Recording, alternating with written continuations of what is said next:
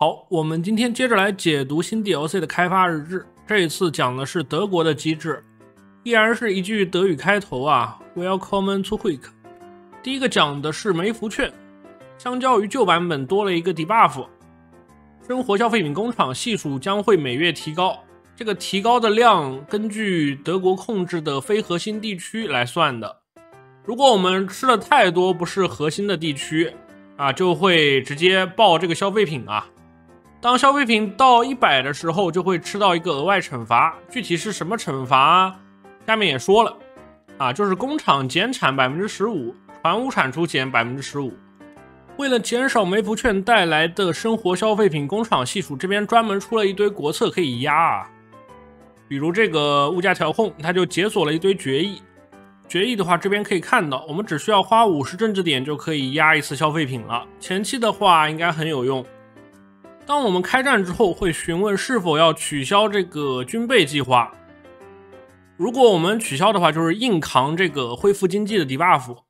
如果不取消的话，就是把这个梅福券变成征服经济学啊，就是我们经典的战争经济学啊，解锁这个夺取黄金储备的决议。接下来我们要做的就是打下一个国家，然后抢他们的黄金储备了。比如这个波兰啊，它剩下来的15块地，我们一共能抢到 16% 的消费品空涨系数啊，还是能压不少的。可能一直靠这个抢黄金来维持经济也不太好，所以这边专门给德国设计了一个实现自给自足的国策。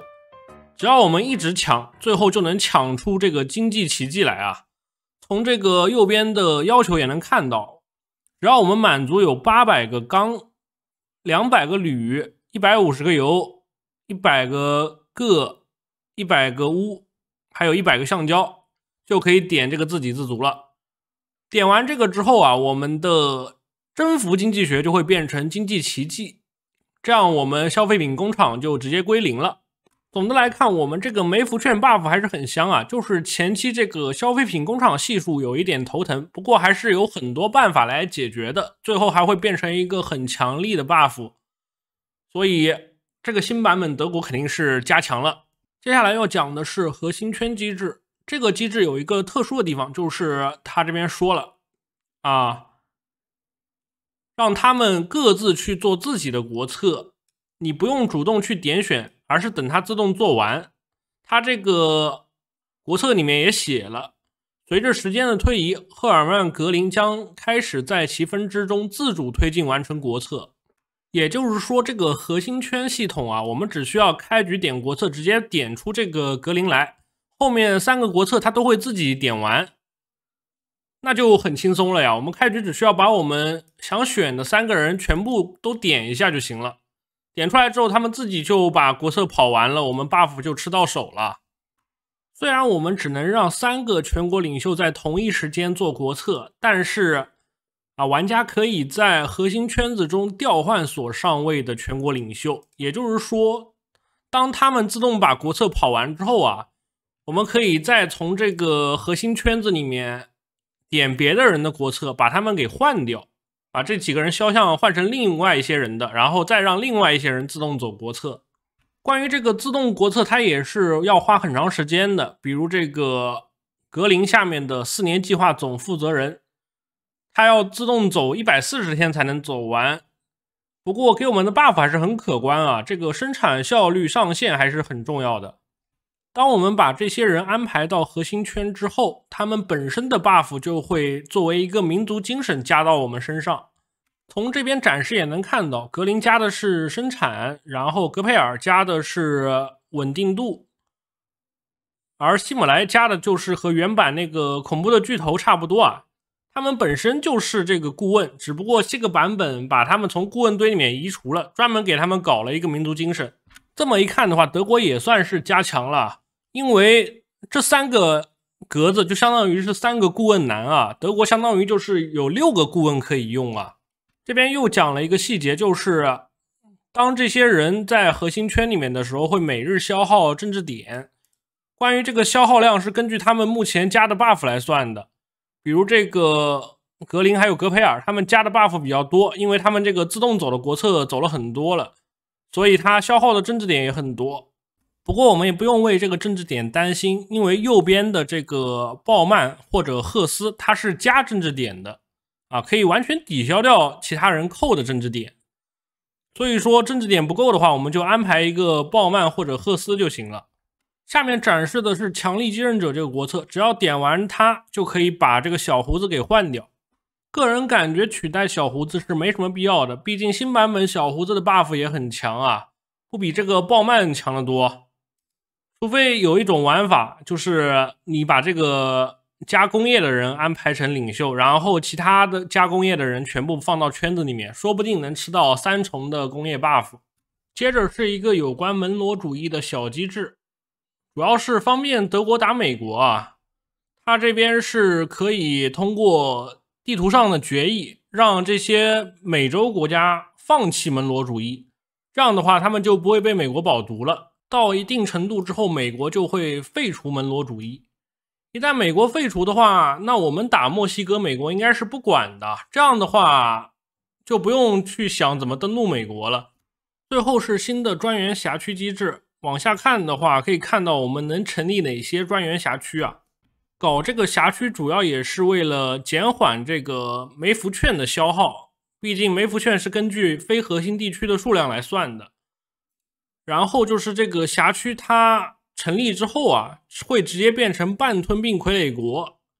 要知道这个半吞并傀儡国能给我们提供相当多的军工啊。创建专员辖区的时候，还可以选择建立什么样的领导层，2选1，一个是德国出身的专员，一个是地方合作者。地方合作者涨顺从度更快一点。德国的专员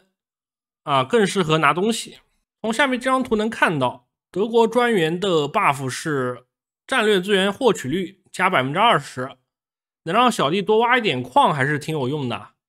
而且还能多拿一些工厂。这边为了防止专员辖区影响投降进度的计算，还专门搞了一个争议所有者。不过专员辖区它本身应该是吃不到核心的，所以这个能产多少工厂还是不好说啊。最后就是我们一共可以建立多少种专员辖区，基本上全世界都画了，不过感觉它这个是乱画的，乱七八糟的，这个图也看不太清楚。不过总的能看出来，这个地图中间有一点蓝颜色啊，也就是说德国就算征服了全世界，也没有做法国的专员辖区，最后贝当还是成功复国了。这边还有一点时间，正好再给大家讲一下上期的日志。首先是这个 AI 的改动啊，搞了一个兵力集中。以往的 AI 虽然会造装甲师，但并不会集中使用，都是分散开来划线平推的。但是现在逻辑改了之后啊 ，AI 就会集中兵力了啊，会集结部队了。它集结部队的逻辑是根据这个部队的攻击、突破属性、经验程度还有移动速度来算的，肯定就是把装甲师全部放在一块儿。然后就是评估前线的目标啊，比如这个补给中心、港口大城市等，然后进行一条线的进攻啊，就是把装甲师全部放到一个点上面，然后冲对面一个点。这种逻辑其实和我们正常玩装甲师的操作差不多。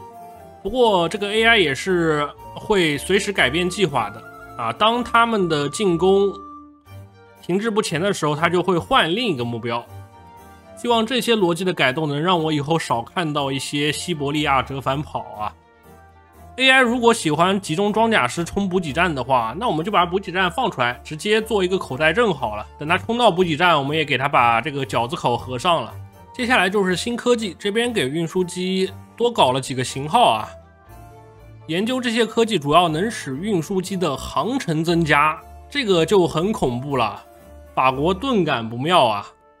众所周知，许多国家破局都是要靠跳伞巴黎来实现的。